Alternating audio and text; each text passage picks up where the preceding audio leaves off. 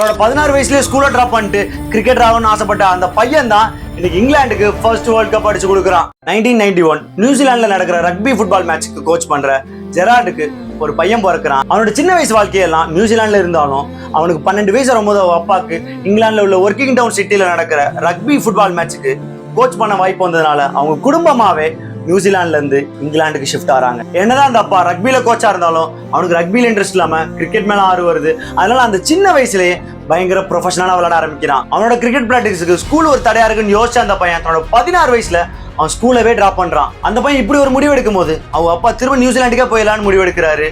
அந்த பையன் நான் வரமாட்டேன்னு அதே ஊர்ல இருக்கான்.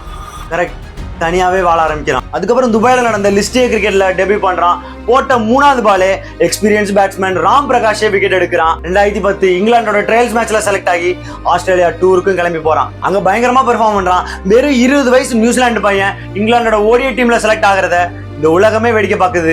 2016 T20 வேர்ல்ட் கப் ஃபைனல்ஸ்ல இங்கிலாந்து வெஸ்ட் இண்டீஸ்க்கு எதிராக மோதுது. அந்த ஃபைனல் மேட்ச்ல ஃபைனல் ஓவர்ல பாலை நம்பி மார்கன் இவன்ட்ட கொடுக்குறாரு.